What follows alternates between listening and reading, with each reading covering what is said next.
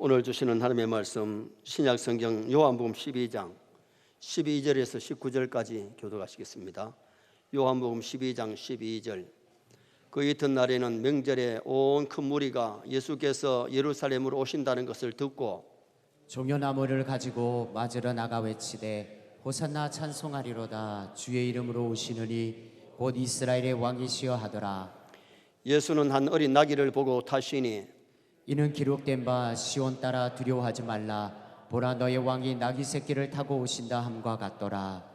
제자들은 처음에 이 일을 깨달지 못하였다가 예수께서 영광을 얻으신 후에야 이것이 예수께 대하여 기록된 것임과 사람들이 예수께 이같이 한 것임이 생각났더라. 나사로를 무덤에서 불러내어 죽은 자 가운데서 살리실 때에 함께 있던 무리가 증언한지라. 이에 무리가 예수를 맞으면 이 표적 행하심을 들었음이라. 바리새인들이 서로 말하되 볼지어다 너희 하는 일이 쓸데없다. 보라 온 세상이 그를 따르는도다 하니라. 아멘. 한번 따라하시겠습니다. 예수께서 예루살렘으로 오신다는 것을 듣고 오늘 본문은 예수님께서 마지막 예루살렘에 입성하실 때에 나귀 타고 입성하십니다. 수많은 군중이 종려나무 가지를 흔들면서 호산나를 부르면서 환영을 했지요. 오늘은 종려주일이기 때문에 예루살렘 입성이란 제목으로 예수님이 왜 나귀 타고 예루살렘에 입성하셨는가, 그리고 예수님을 왕이라고 하셨을 때에 그 의미가 무엇인지를 상고하면서 은혜를 나누려고 합니다. 학자들에 의하면 매년 6월절이 되면 270만 명의 사람들이 예루살렘에 모여서 6월절을 지켰대요. 예루살렘 인근에 있는 사람들이 70만 정도고 또 각지에서 외국에서 있는 사람까지 와가지고 200만 명, 그러니까 거의 270만 명이 모여가지고 6월절을 지켰는데 오늘 여기 270만 명이 예수님이 예루살렘에 입성할 때에 호산나를 부르면서 시가 행진을 하게 된 거죠. 여러분 270만이면 울산 시민의 배가 넘잖아요. 이렇게 많은 인파가 예수님의 예루살렘 입성을 열렬하게 환영한 이유가 뭐냐? 예수님이 예루살렘에 입성하시면 유대인들은 로마의 속국에서 해방시켜 줄 줄 알았어요. 그렇기 때문에 열렬하게 환영을 하고 입성을 했고, 또 하나는 영육간의 형통의 복이 메시아를 통해서 온다는 것을 알았기 때문에 그들은 메시아를 기다렸거든요. 유대인들은 상당수가 예수님이 예루살렘에 입성하시면 왕이 될 줄 알았습니다. 왜? 예수님이 500리의 기적을 베푸셔서 장정만 5,000명, 노인, 아이, 여자 하면 2만이 넘는 사람들이 보리떡 5개, 물고기 2마리로 배부리게 먹고 12바구니 남았어요. 예수님이 왕이 되면 먹고 사는 문제 해결되잖아요. 그리고 또 예수님이 소경의 눈을 뜨게 만들고 벙어리 말하게 만들고 귀신 들린 자 귀신 쫓아내고 그리고는 한센병자를 고쳤는데 예수님이 왕이 되면 건강 문제가 해결되는 거예요. 질병 문제 해결되고 건강해지는 거예요. 그리고 또 하나가 뭐냐면은 예수님이 말씀하시니까 바람이 그치고 바다가 고요해지는데 예수님이 왕이 되면 로마 군병들, 로마의 속국에서 완전히 해방시킬 수 있는 분이기 때문에 더 열렬하게 환영을 한 겁니다. 그래서 예수님이 나귀 타고 가실 때에 옷을 벗어가지고 길에 깔고 나무 가지를 꺾어가지고 길에 깔고 그러면서 종려나무를 흔드는 것은요, 종려나무는 승리의 상징이에요. 그래서 종려나무 가지를 흔들면서 호산나를 불렀는데 이 호산나의 뜻이 뭐냐? 지금 구원하소서, 지금 구원하소서. 그러면서 호산나를 부르게 된 겁니다. 그런데 예수님은 이스라엘의 왕이 아니에요. 예수님은 세상에 이스라엘의 왕이 되려고 오신 것이 아니고 예수님은 만왕의 왕인 줄 믿습니다. 천지 만물을 창조하시고 인간을 만드신 그분이기 때문에 그분은 만왕의 왕이지 유대인의 왕으로 오신 것은 아니지요. 또한 예수님은 로마의 속국에서 해방시키러 오신 것이 아니라 인류를 죄에서, 멸망에서, 지옥에서, 사탄의 권세에서 해방시키러 오신 분이 우리 예수님이시죠. 그리고 예수님은 예루살렘의 왕이 되러 오신 것으로 이스라엘 백성을 지금 올라가면 왕이 될 줄 알았지만은 예수님은 이번에 예루살렘 올라가셔서 인류의 죄점을 지고 십자가에 죽으셨다가 3일 만에 부활하시지요. 천주교회는 사순절을 주로 지킵니다. 사순절이 되면 부활절 40일 전에 주님의 고난을 기억하면서 육고기를 안 먹어요. 그러면서 다를 때보다 경건하게 보내요. 그러나 우리 교단에서는 사순절은 너무 캐토릭 냄새가 나기 때문에 우리는 사순절보다가 고난주간 한 주간을 뜻깊게 보냅니다. 그래서 고난주간에는 우리가 새벽기도 못하던 분들도 깨어서 새벽기도를 하시고, 금요일 날 종일 금식하는 분도 있지만 어떤 사람은 한때라도 금식하면서 주님의 고난을 기억하고 부활절을 맞이하는 그런 경향이 많이 있죠. 그런데 오늘 여기 예수님이 예루살렘에 입성하시는 여기에서 우리에게 주는 교훈이 있는데, 첫째는 나귀를 타고 입성하시는 예수님. 자, 14절 말씀 한번 읽어보시겠습니다. 예수는 한 어린 나귀를 보고 타시니. 왜 예수님이 나귀를 타고 입성하셨을까? 승리와 권위의 상징인 말을 타고 입성하면, 백말 타고 입성하면 더 좋을 텐데, 아니면은 힘을 상징하는 코끼리를 타고 입성할 수도 있는데 코끼리 타고 입성하지 않았었어요. 그리고 부유의 상징인 소를 타고 입성하실 수도 있는데 소를 타고 입성하지 않으셨어요. 나귀 타고 입성하셨어요. 제가 몽골에 가가지고 말을 타고 산을 누비니까요, 기분도 상쾌하고 운동되고요, 참 좋더라고요. 제주도 가가지고 이렇게 한 바퀴 도는 것 아니고 이 말을 타고 산을 누비니까 굉장히 기분도 좋고 건강도 좋고. 태국에 가서는 우리 선교팀들이 선교 답사 갔다가 선교 답사만 하는 것이 아니고 잠깐 시간을 내가지고 뗏목도 타고 그 다음에 코끼리를 탔는데, 이 코끼리도요 힘이 굉장히 있잖아요. 그리고 저는 시골에서 소를 먹이면서 소먹이로 가면 소 타고 갔다가 소 타고 오거든요. 소도 타봤고 코끼리도 타봤고 말도 타봤는데, 예수님은 이 나귀는 키도 조그만하고 볼모양도 없고 초라한 어린 나귀를 타시고 예수님이 예루살렘에 입성하세요. 자, 나귀 타신 예수님 한번 사진 한번 보십시다. 예수님이 나귀를 타고 입성할 때에 수많은 사람이 나와서 손에 종려 가지를 들었잖아요. 호산나를 부르면서 옷을 길에 깔고 나무를 깔고 그러면서 예수님의 입성을 환영했는데, 왜 예수님이 나귀를 타고 입성하셨을까? 첫째는 나귀는 누구든지 가까이 할 수 있는 짐승이에요. 여러분, 아이들이 말 옆에 가까이 못 가잖아요. 코끼리도 혼자 가서 코끼리를 다룰 수 없잖아요. 소도 마찬가지입니다. 그런데 나귀는 누구든지 가까이 할 수 있는데, 어른도 아이도 남자도 여자도 건강한 사람도 병든 사람도 누구든지 가까이 할 수 있는 이 짐승입니다. 다시 말하면 예수님은 누구든지 가까이 할 수 있는 줄 믿습니다. 예수님은 부자만 가까이 하시는 것이 아니라 가난한 사람도 건강한 사람도 병든 사람도 남자도 여자도 누구든지 가까이 해주신 분이 우리 예수님이시죠. 예수님은 죄인 삭개오도 만나주시고 그 가정에 가서 구원을 주셨고, 가늠하다 현장에 잡힌 여인 발발불발 떨고 있는데 사람들이 돌을 쳐서 때리려고 죽이려고 하는데 죄 없는 자가 돌로 쳐라, 그리고 그 죄를 용서해 주신 분이 우리 예수님이에요. 결혼을 한 번도 아니고 5번이나 실패한 여인 사마리아 우물가에서 그에게 생수를 주시고 그를 구원해 주시는 우리 예수님, 38년 된 환자를 찾아오셔서 고쳐주신 우리 예수님. 우리가 중요한 것은 누구든지 예수님을 가까이 해야 될 줄 믿습니다. 하나님을 가까이 함이 복입니다. 하나님을 멀리하면, 메시아 예수님을 멀리하면 그에게는 비극이 오고 마는 거죠. 본문 12절 말씀 한번 읽어보시겠습니다. 그 이튿날에는 명절에 온 큰 무리가 예수께서 예루살렘으로 오신다는 것을 듣고, 온 큰 무리, 작은 무리가 아니에요. 어마어마한 무리들이 예수님이 예루살렘에 온다는 소식을 듣고 모여가지고 예수님이 예루살렘 입성할 때에 그렇게 환영하고 호산나를 부르는 그 모습이 나타나는데, 우리도 중요한 것은 사람을 왕따시키면 안 되고 사람을 차별하면 안 되고, 우리도 예수님처럼 누구든지 가까이 해야 될 줄 믿습니다. 많은 사람에게 따뜻하게 온유하고 사랑을 베풀어야지, 사람을 멸시하고 짓밟고 왕따시키고 그런 일을 하면 안 돼요. 예수님은 누구든지 가까이 해야 되고 메시아를 영접하고 믿어야 되는 거죠. 두 번째로, 이 나귀는 짐을 잘 지는 짐승입니다. 나귀는 무거운 짐을 지고 인내하는 짐승인데, 예수님은 온 인류의 무거운 죄짐을 져주시고 골고다로 가신 분이 우리 예수님이시죠. 그래서 우리의 죄의 짐 우리의 무거운 짐들을 주님께 맡기시기 바랍니다. 마태복음 11장 28절 말씀 또 한번 보시겠습니다. 수고하고 무거운 짐진 자들아 다 내게로 오라. 내가 너희를 쉬게 하리라. 세상의 무거운 짐을 주님 앞에 와서 내려놓으면요, 주님이 짐을 져주시고 그 짐을 해결해 주세요.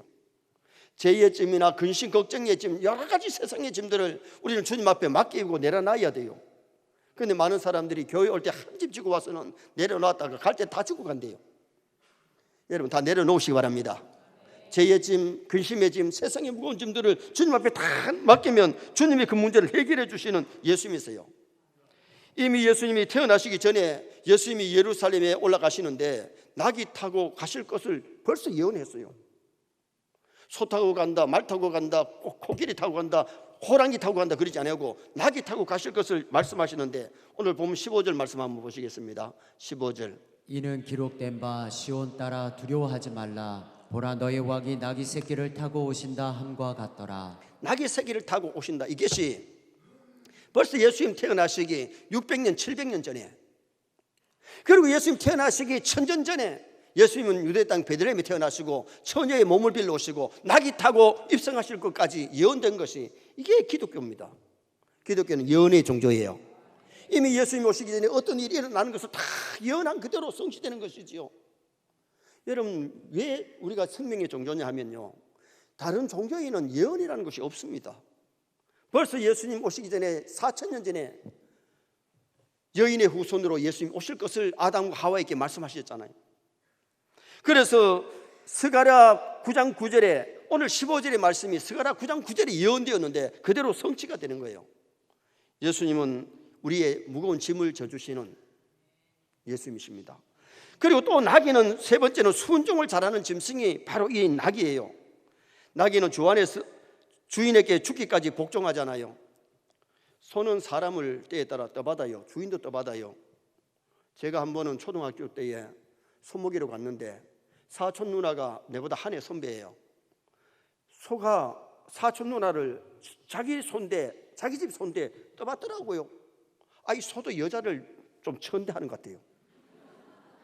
그래 내가 뛰어가가지고 막 소를 갖다가 잡아 당겨서 그걸 못하게 했는데요, 나는 그래도 남자니까, 한 살 적어도 남자니까 내한테는 깔라붙더라고. 그런데 사촌 누나애들은 막 떠봤는데요, 야, 내가 그때요 경상도 말로 C급이었습니다. 여러분 소는요 떠받습니다. 말도 발질합니다. 코끼리도요 성격이 성질나니까요, 야 무섭더라고요. 제가 몽골에 갔을 때에 우리 선교팀들하고 이제 코끼리를 탔는데 앞에 가는 팀들이 강을 건너는데요, 저끼리 싸워가지고 중국에서 온 그 신혼부부 같은데 강에 떨어져가지고 병원에 실려갔어요. 그러니까 이제 다시 돌아오라 해서 돌아온 다음에 그 코끼리 성격을 갖다가 차분하게 하려고 대나무를 가지고 퉁퉁퉁 치니까 코끼리들이 좀 잠잠해져가지고 그래가지고 타고 왔다는겨. 못할 뻔했는데, 코끼리도 성격이 있고 말도 뒷발질하고 소도 떠봤는데 나귀는요 그렇지도 않는다. 나귀는 순종을 잘하는 짐승이 나귀예요. 여러분 빌립보서 2장 8절 말씀 한번 읽어보시겠습니다. 사람의 모양으로 나타나사 자기를 낮추시고 죽기까지 복종하셨으니 곧 십자가에 죽으심이라. 나귀가 순종을 잘한다면 우리 예수님은 하나님 아버지께 죽기까지 복종하시고 죽기까지 순종 잘하신 분이 우리 예수님이에요. 그렇다면 우리는 생명의 주가 되신 우리 예수님께 하나님의 말씀에 우리도 죽기까지 순종해야 될 줄 믿습니다. 그래서 우리가 믿음 생활 잘한다는 것은 말씀대로 순종하고 말씀대로 사는 것이지 내 고집대로 내 마음대로 하는 것이 신앙생활 잘하는 것이 아니잖아요. 벳박의 나귀 주인도 낯선 사람이 와서 나귀를 푸니까, 왜 남의 나귀 풉니까? 주님이 쓰신다고 합디다. 아멘 할렐루야 그대로 내놨잖아요. 오늘 우리가 신앙생활 하면서 얼마나 하나님의 말씀대로 순종하고 말씀대로 사는가. 짧은 생일을 죄짓고 나쁜 짓 하고 남에게 피해를 끼치고 그렇게 사는 것이 아니고, 말씀에 순종하는 삶은요 가족을 행복하게, 교우들에게 행복하게, 직장의 동료 남들에게 유익을 줄 수 있는 그런 아름다운 삶을 살아가게 되는 거예요. 또 하나 마지막으로 이 나귀는요 겸손한 짐승이 나귀입니다. 마태복음 21장 5절 말씀 한번 읽어보시겠습니다. 시온 딸에게 이르기를 내 왕이 내게 임하나니 그는 겸손하여 나귀 곧 멍에 매는 짐승의 새끼를 탔도다 하라. 성경이 벌써 해석을 하잖아요. 그는 겸손하여 낙이 곧 멍에 매는 짐승의 새끼를 탔다고 그렇게 말씀을 하시잖아요. 주님은 겸손하신 분이에요. 힘이 없어서 십자가 지는 것이 아니에요. 하나님 말씀에 순종하여 인류를 구원하시기 위해서 십자가를 져야 되기 때문에 십자가 지고 죽으셨다가 3일 만에 부활하신 분이 우리 예수님이지요. 예수님은 우주 만물을 만드시고 통치하시는 분인데 겸손하셔서 유대 땅 베들레헴에 태어나셨고, 겸손하셔서 어린 나귀를 타고 예루살렘에 입성하시는 예수님. 마태복음 11장 29절 말씀 또 한번 보시겠습니다. 나는 마음이 온유하고 겸손하니 나의 멍에를 베고 내게 배우라. 그리하면 너희 마음이 쉼을 얻으리니. 우리는 예수님께 겸손을 배워야 돼요. 교만하면 은혜를 못 받아요. 교만하면 응답을 못 받아요. 교만하면 순종하지 아니하고 교만하면 기도 안 해요. 여러분, 오늘 우리가 겸손해야만 예수님도 하나님 아버지께 그렇게 기도하셨고 겸손하기 때문에 순종하고 복종하셨잖아요. 그래서 우리가 신앙생활을 하면서 정말 마음이 온유하고 겸손해서 많은 사람에게 유익을 끼칠 뿐만 아니라 하나님께 영광을 돌리시기를 주님의 이름으로 축원합니다. 예수님이 나귀를 타고 입성하신 것은 누구든지 가까이 할 수 있는 분이고, 예수님은 우리의 무거운 죄짐이나 무거운 모든 짐을 져주시는 분이고, 예수님은 순종의 모델이 되시고 겸손의 모델이 되신 분이에요. 마지막 두 번째로 왕으로 입성하시는 예수님을 본문에서 봅니다. 자, 15절 말씀 다시 한번 읽겠습니다. 이는 기록된 바 시온 따라 두려워하지 말라. 보라, 너의 왕이 나귀 새끼를 타고 오신다 함과 같더라. 너의 왕이 나귀를 타고 오신다. 많은 사람들이 예수님이 예루살렘에 올라가시면 유대인의 왕이 될 줄 알았지만은 성경은 분명히 예수님을 왕이라고 지칭했는데, 예수님은 어떤 왕이시냐? 동방박사들이 하늘에 큰 별을 보고 예루살렘에 와서 왕궁에 가서 뭐라 그랬어요? 유대인의 왕으로 나신 분이 어디 계시뇨? 그랬지만은 예수님은 유대인의 왕으로 오신 것이 아니라니까요. 예수님은 어떤 왕이냐? 첫째는 예수님은 우리의 마음을 통치하시는 왕이에요. 우리의 마음을 통치하시는, 다시 말하면 우리 한 사람 한 사람을 다스리시는 왕이 되시는 분이시거든요. 계시록 3장 20절 말씀 한번 보시겠습니다. 볼지어다 내가 문 밖에 서서 두드리노니 누구든지 내 음성을 듣고 문을 열면 내가 그에게로 들어가 그와 더불어 먹고 그는 나와 더불어 먹으리라. 라우디게아 교회에 주님이 하신 말씀이 문을 두드린다. 이 문이 무슨 문이냐? 우리의 마음의 문을 놓고 하는 겁니다. 라우디게아에는요, 은행장도 많고 사장들도 많고 돈이 많은 교회였지만은 주님이 보실 때에 주님을 마음에 영접한 것이 아니에요. 껍데기로 교회를 왔다 갔다 하지만은 예수님이 마음의 왕이 된 것이 아니라는 거예요. 그래서 예수님이 놓고 하노니 문을 열면 내가 들어가서 그와 더불어 먹고 마신다. 여러분, 우리가 신앙생활은 예수님을 마음에 영접하는 겁니다. 예수님을 영접하여 믿을 때에 하나님의 자녀가 되지, 예수님을 내 마음에 영접하지 아니하면 우리가 진짜 신앙인이 아니에요. 자, 요한복음 1장 12절 유명한 말씀 한번 읽겠습니다. 영접하는 자, 곧 그 이름을 믿는 자들에게는 하나님의 자녀가 되는 권세를 주셨으니, 예수님을 내 마음에 영접해야 하나님의 자녀가 되고, 예수님을 내 마음에 영접해서 예수님이 왕이 돼서 나를 다스려야지, 내가 예수님을 이용해 먹는 사람이 되면 예수님이 나의 왕이 아니잖아요. 예수님을 영접하여 믿는 모든 사람의 마음의 왕이 되셔서 그 마음을 지배하시고 말씀대로 살도록 우리를 권유하시는데, 정말 예수님이 나의 왕이냐? 내 가정의 왕이 예수님이냐? 내 고집대로 내 생각대로 사는 것이 아니고, 그러다 보니까 죄 짓고 하나님과 멀어지잖아요. 정말 우리가 신앙생활하면서 예수님을 우리 마음의 왕으로 모실 수 있는, 그래야 예수님을 왕으로 모실 때 기쁨과 평안과 감사와 구원이 이루어지는 거예요. 로마서 10장 9절 말씀 또 한번 보시겠습니다. 내가 만일 내 입으로 예수를 주로 시인하여 또 하나님께서 그를 죽은 자 가운데서 살리신 것을 내 마음에 믿으면 구원을 받으리라. 내 마음에 믿으면 구원을 얻으리라. 예수님이 하나님의 아들이시고 나의 죄 때문에 십자가에 죽으셨다가 부활하신 그 예수 믿으면 구원 받습니다. 이것이 인간의 힘으로 믿어지는 게 아니에요. 하나님께서 은혜 주셔야만이 예수님이 하나님의 아들이시고 성경의 주인공이고 내 삶의 왕이 되시고, 그리고는 예수님이 나를 위해서 죽으시고 나를 위해서 부활하신 이 사건이 믿어지는 거예요. 그래서 우리가 정말 마음으로 예수님을 믿고 의지해야 되는데, 예수님을 하나님의 아들로 믿어지는 것이 은혜예요. 신약의 사울이 예수쟁이를 잡아가지고 때리고 감옥에 가두고 심지어 죽이는 데까지 앞섰었는데, 다메섹 도상에서 예수님 만나잖아요. 사울아, 사울아, 네가 어찌하여 나를 핍박하느냐? 누구십니까? 나는 네가 핍박하는 나사렛 예수다. 가슴이 막 펄펄펄펄 떨리면서 막 사지백제가 떨리면서 3일 동안 금식하면서 회개하고 은혜 받고, 그는 가는 곳마다 교회 세우고 가는 곳마다 수많은 세명에게 복음 전해서 주께로 돌아오게 만드는 그런 위대한 인물이 될 수 있었던 것은 예수님을 영접했기 때문에 그래요. 예수를 마음으로 믿었기 때문에 그래요. 정말 예수님이 하나님의 아들로 나의 구주로 믿어져야지, 믿어지지 아니하면 정말 우리가 하나님 앞에 좀 엎드려 기도하고 말씀을 가까이 해야 되지요. 죄인 삭개오가 예수님을 자기 집에 영접했을 때에 오늘 구원이 이 집에 이르렀으니 이 사람도 아브라함의 자손이다. 족보상으로는 아브라함의 후손이고 아브라함의 자손이지만은 지금 현재 로마의 앞잡이가 되어서 세금을 막 걷어들이니까 유대인들에게 손가락질 받고 지탄받던 사람이 예수님 영접하고 그날 재산 절반을 가난한 사람에게 나눠주고 그러면서 회개하고 오늘 구원이 이 집에 이르렀으니 이 사람도 아브라함의 자손이미로다. 주님 앞에 인정받는 모습이 성경에 나타나잖아요.